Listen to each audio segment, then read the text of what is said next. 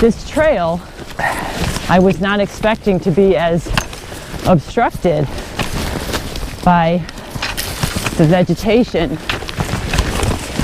Yeah, it's not too bad, but it's also not one of the more popular trails around here. Everybody will go just a little southeast to Bear Mountain.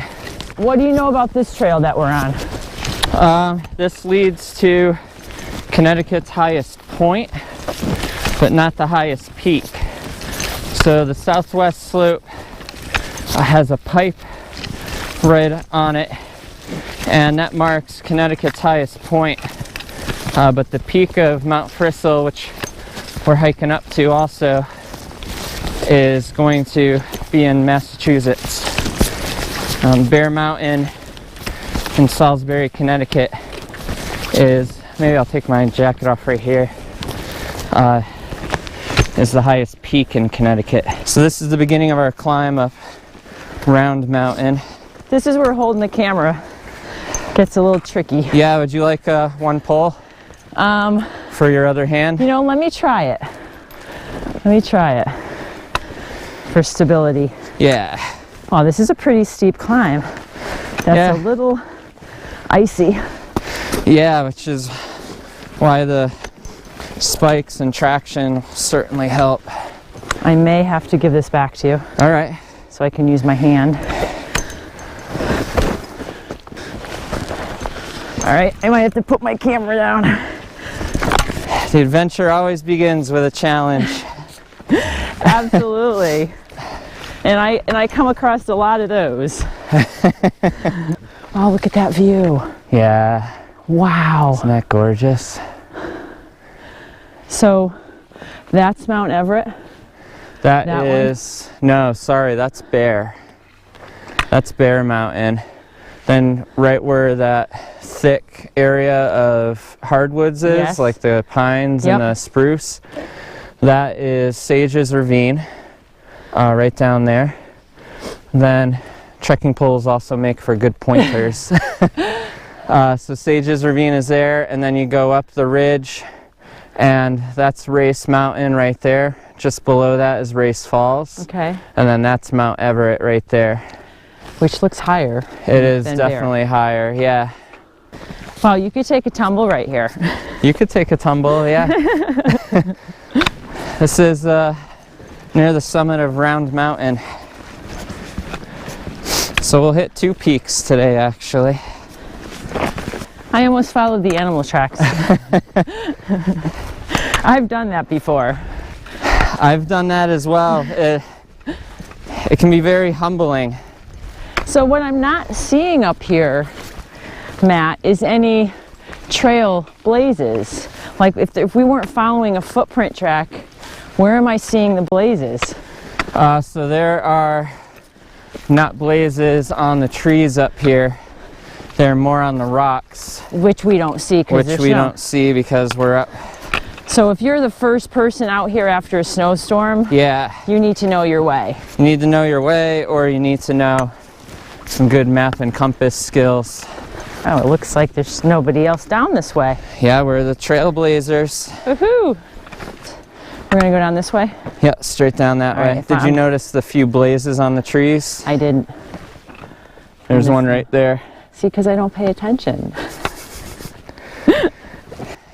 I don't know if you could come back down right here. Bring your camera. What do we have? Well, obviously you'll be bringing your camera. You have it in hand. Oh. There's our blaze. That you'd only see. That you'd only see if you were hiking in 3-season conditions without snow. Left or right here? We will go to the left.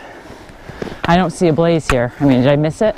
Well, there's a blaze up ahead, but that looks like a little more resistance going through there, so we'll go to the left. There we go. Look at that. Mount Frissell. So wait a minute, there's no overlook here? Woo. No. Still a gorgeous view, but it's a different type of gorgeous view. Oh, and you were saying something about this box here. Yeah, yeah. So I've never seen one of these before. Is that unusual that I have it No. at a summit? Yeah, so with a lot of summits that don't have a peak, they probably won't have a sign, but this one still has somewhat of a Okay. sign. But like the Vermont place that I went to recently was Grass Mountain, Okay. and you bushwhack the whole way, so there's no actual like sign with a peak. Okay. It's a yellow PVC pipe with a summit registry in it. Okay. And so this is Mt Frissell's summit registry, and there's going to be a book in there where you can register that you made the summit and date it, and Okay. kind of like a journal entry. Okay. Pretty neat. So we're heading down the southwest slope of Mt Frissell now to Connecticut's high point. I mean, look at this. This Wow. is just awesome. That is really awesome. So that's Round Mountain that we came up, and then that's Bear Mountain straight ahead. And then you have the whole ridge there, which is gorgeous. Mount Riga, which is out that way, is one of the best places to catch the sunset on the Appalachian Trail, or sunrise on the Appalachian Trail. Mount Regis? Mount Riga. Riga? R-I-G-A. Is that the trailhead is in what state? It's in Salisbury, Connecticut. So, Okay. yeah, just off in that direction is Lion's Head. So right off of 41, you can hike up the AT to Lion's Head, Okay. and then hike the AT along the ridge where you'll pass Ball Brook and Brassy Brook Shelter, and also Mount Riga and the Riga Shelter, and then you head up to Bear Mountain. From Round Mountain and also Bear Mountain, depending on where you are, you can see Mount Greylock, and then out that way it's tough to see, but there's a little notch out that way. That's going to be Mohawk Mountain out in Cornwall, Connecticut. Right, I know where that is. I hiked that one this couple months ago. I found a beautiful hawk feather on that trail. Oh, awesome. That's Allender Mountain through the trees there. That is one of the rare gems in southern New England. You get a beautiful view of the Catskills from up there, out in New York, and the Taconic Valley, and you see all of these peaks too. Here we are. This is it? There must be a marking somewhere? There is. It's got to be buried in the snow here. Yeah, I don't think I'm gonna be able to find it. So is it just like a It's just a pipe. That's. So we're in Connecticut right now. We're standing in Connecticut. We're standing in Connecticut. If we go right up that way, that's Massachusetts. If we continue that way, we'll go to the border of Massachusetts and New Hampshire and Connecticut. Oh, okay. Or not New Hampshire, New York. I'm sorry. New York. So this is an in-out trail. So we're gonna follow the way we came in. We will for what we're doing and with filming, but if we continued that way, it would connect us to the Allender, and we could hike up Allender and the South Taconic Trail and come out through Mount Washington State Forest, which we passed on the drive in. Yeah, I saw that. And then we'd have to road walk down to Which where it we wasn't parked. that far, if I recall. It's about another 8 or 9 miles Oh. if we hiked that whole thing. And with the snow, it would slow us down a But little we bit had more. 2 cars. We could have each parked at a. We could have. Yeah. Which way? Straight. Straight. That straight?